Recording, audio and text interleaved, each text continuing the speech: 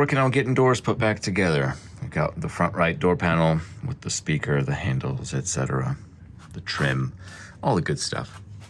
These guys here have been cleaned. I'm gonna put the steamer to it to see if I can get it to relax a little bit of the bubble, kind of revive this corner here. It's a little folded, but the rubber's awesome. Somebody really loved on this.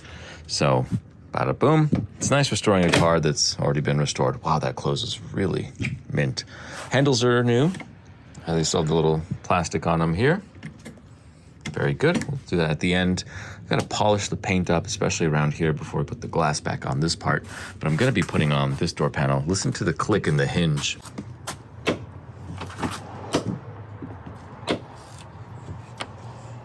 Right there. Okay, we've got a part to fix that. 677937. It looks like new old stock. It's easy enough because with some access, you can probably do it from the bottom here. I go into the speaker hole. You can get this reinstalled, and the foam is looking pretty good. So first thing I'm gonna do is remove this bolt and loosen up the 1, 2, 3 that hold the rest of the hinge there. I don't know if you can really tell, but there's a part of the hinge that kind of hooks into the spring, and then as the spring, you know, as you're pushing the door closed, it gives it a little bit of action. So as it bolts up there, the spring is hooked into this, that spring is hooked into this spring here, okay? And this piece is what does the little bump as you're opening the door. So it should limit itself to here, but this is like the halfway stop. All right, so from inside, boy, it's dirty in there, huh? That is the pin that limits. We've got the spring and an arm, and then this is here. That is the side of the, whatchamacallit. That's looking at this piece right here. So I'm gonna try to unhook it by just kind of prying against it if I can. And just pull it out. Boom, boom, boom. Okay? Cool. So now that's out. It was really that simple. I actually didn't have to loosen these bolts here. I loosened this one preemptively, but I'm gonna grease up the new boy. Just spritz a bit of grease in there. So now I just essentially push this corner here and it'll pop the little metal bracket inside of it from over yonder. Okay, I removed these two bolts. I loosened this one. It gave me the ability to pop the spring. It doesn't go inside of the bracket here. It doesn't go like all the way in. It actually sits right there in that little hole, okay? And you pop that in like this. You just kind of go, ugh, and it pops in with, remember, just the one here. Now you also, if you have another hand in here, it's easier to kind of muscle it together. And then from there, you kind of just turn it and hook it on the little ball there. Bada boom, you're all set. Or if you hook it on the little roller and then pop it in, that also works too. Really not that bad. I just have to explain where the spring goes because I figured it out the slow way. I would say hard way, but it really wasn't that hard. So anyway, that's the limiter. I'm gonna put the foam back on. Your foam is probably disintegrated if you live in a dry state. The last piece is, of course, the foam. That's gonna go in here. And this foam gets a little wear and tear on it, but it does sit very nicely here, and it just takes up that little bit of gap, stopping some airflow or water into this hinge location, bada boom, when the door is shut. Also a great place to run your wires, so I'm gonna be using that for my speaker wire, the same way that somebody else engineered it into this. All my white pieces are scrubbed nicely. Now it's time to add a little glaze to them. Just a little bit of decorative, appetizing glaze. And you know the rules with these restaurants. The smaller the portion, or the same effect can be achieved by the larger dish, the more expensive the piece. So, we've included a 20% gratuity, plus a 5% surcharge to any parties over 6 or more. So, we'll be coming out right on top with this. Bada, bada, boom. It's a bit frustrating here that this video is mostly just like restoration stuff, and that's because there's a few major components I'm still waiting on. It's almost tax day. It's like April 11th or something, and the adapter for the EV motor to the transmission, we're still waiting on that. But I'm staying busy because I want to put these hours in, and I've really been upping my productivity, so now I'm sitting at about 37 hours per week of work, which is like every free minute I have here in the garage. Just life gets busy, you know? And I don't have kids, I don't have medical things or like a lot of business trips. Like this is it here. But I'm managing a lot of other like bits and bobs from the car. I've got to take this box of trim here, all of these pieces. I have to go get the dents out and polished and, you know, reshaped and all that stuff. Re-anodized, re-chromed, whatever the situation is. I've got the EV pickups for the other parts, like all of the parts for IV. I gotta go get IV from New Mexico and have it transported out here, as well as just inspect the paint and see how everything is. That's the other car, that's the 69 164, which is out just getting painted right now.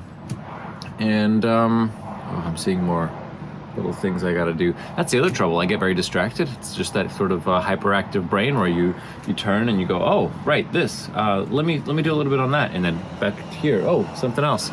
So anyway, staying very busy and getting eaten by mosquitoes, which is just a real bummer, man. Oh, my whole life. They love me.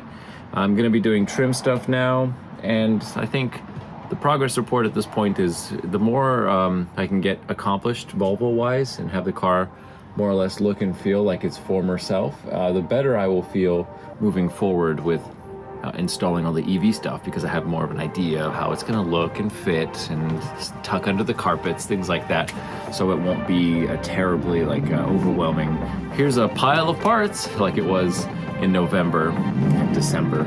Okay, trim is going on and I'll be waxing parts of the car. Things are going well, you know, slow, but it's progress.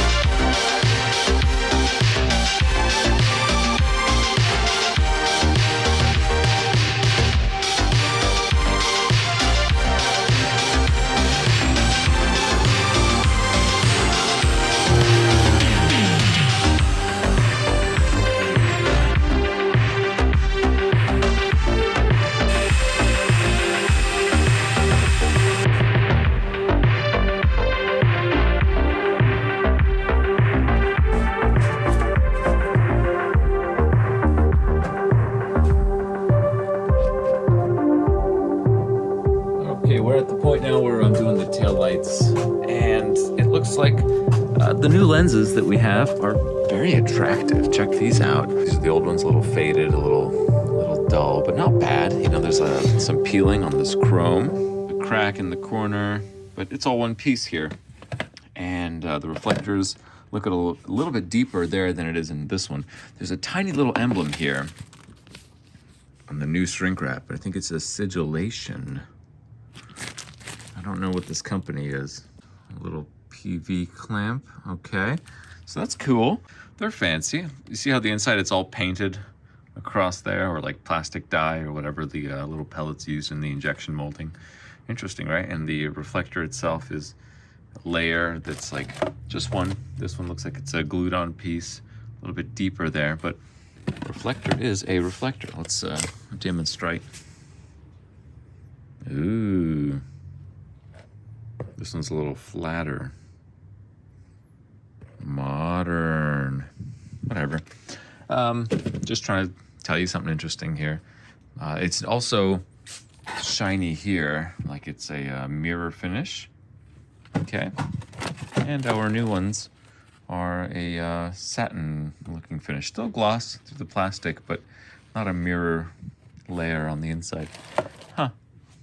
It was something Something else worth mentioning, the screws on these are always getting stripped out, and I think it's because we're all using the wrong screw heads. Instead of using a Phillips number 2, which we know as a PH2, we want to use a PZ2.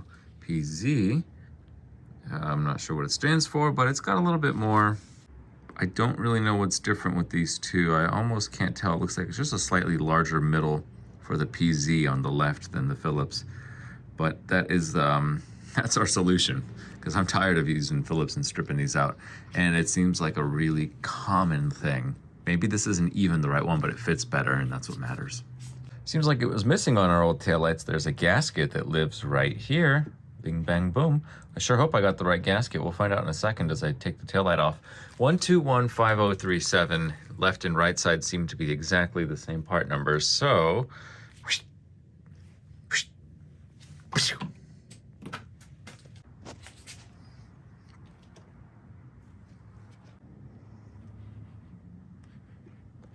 what separates man from machine is that machines cannot think for themselves. Also, they are made of metal, whereas man is made of skin. If you are a soldier, do not fight for my freedom. Fight for the freedom of the soldier fighting next to you. This will make the war more inspiring for you both. A good person will follow the rules. A great person will follow himself. Bullies are nothing but bull and lies at the center of industry. It is dust. They cannot crucify you if your hand is in a fist. Should you find yourself contorting to fit a system, dear reader, stop and ask if it's truly you that must change, or the system. it's funny how it looks physically smaller, but it's going to be about 4 to 6 inches wider or deeper, I forget. That shelf in the back is gonna need some TLC though. But yeah, we're getting close here. Working on the flooring. See, the cardboard has preserved floors. Just gotta sweep up a little bit, but it's not stained with oil or brake fluid or hydraulic fluid or anything like that. Everything is just a perimeter of parts. That should be the name of this episode. First steps, gotta clean and wash the entire area. I'm gonna move out the stuff and get it going for the other side.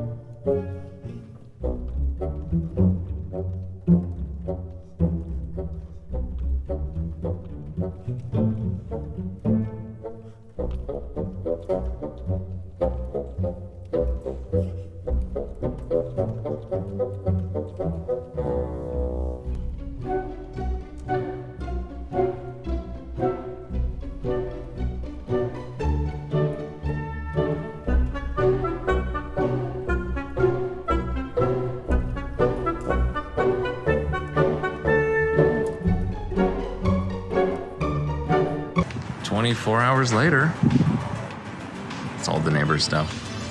And this is what it takes to restore a car. Oof, too much. All right, time for lunch or breakfast. Time to eat something today. Oh, it's tough to organize, everybody. There we go. Okay, that's everybody.